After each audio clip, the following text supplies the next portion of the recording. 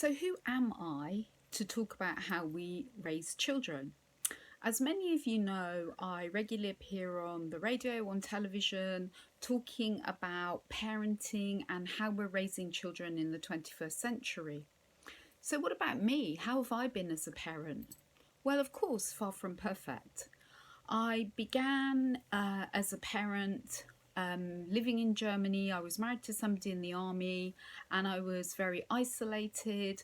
I was very confused by the whole process of giving birth. I found it very shocking and was quite numb. I would say for about the first 2 weeks after my son was born. I kind of went through the motions and I held him and I rocked him and I fed him. And I really wanted to be deeply in love with him. And I did love him, but there was some kind of block at the time, which I realize now was a state of shock, maybe even trauma. Luckily, not very long into the process, one day I can remember I was changing him and suddenly I got hit by this massive ball of kind of yellow light. I don't really know, it sounds a bit surreal. And boom, I suddenly really saw my baby, my son, for the first time and saw him with my heart, and that was it. I fell just crazily in love with him. Now, that said, I didn't then transform into the perfect parent. I still felt very overwhelmed a lot of the time and very frightened. And I set off with this deep desire to parent him in a way that was all about love and compassion and being gentle. But, it didn't always work that way because I was rewriting the script.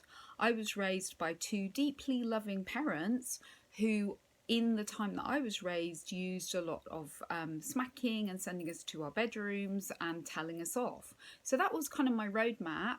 And I knew that I didn't want that for my child because I remembered how bad that made me feel about myself and that, I couldn't do right and I was always upsetting people. So I didn't want that for my baby. But then what the hell was I going to do? So when he was younger, in a way, it was kind of easier because I was very clear that, I wasn't going to punish him. I wasn't going to smack him.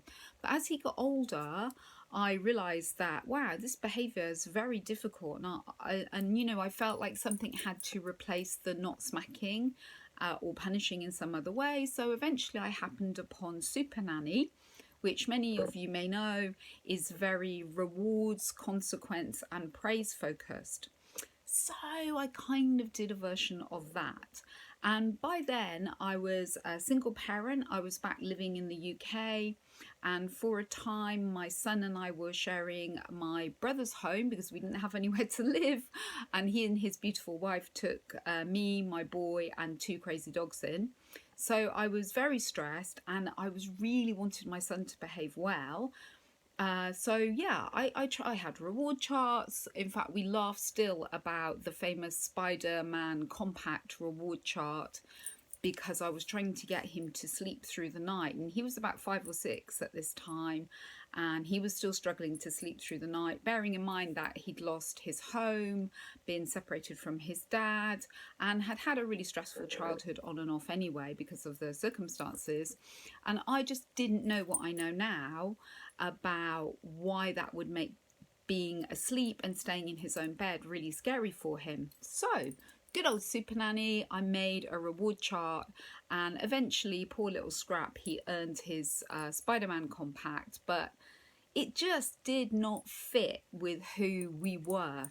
My son and I, we were this little team. By now we were on our own because my brother and his wife had gone to live in Australia. So we were this tight little team, except when I did all this stupid, because you've done that, now you can't go to the park, or I'm taking this off you, or it just disconnected in a way that was deeply, deeply painful. But I didn't know what to do, and sometimes I lost it because I was under so much pressure, being a single parent and, trying to turn the ship around from heading onto the rocks. I was doing a degree, raising my boy, trying to get enough money together so that we didn't, so that we even had some food. So yeah, was stressed, didn't always show up very beautifully for him.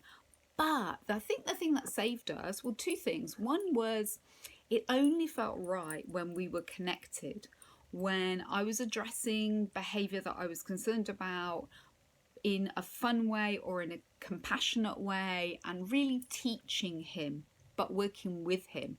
That felt really, really good. And the other thing that worked really well to our advantage was my curiosity.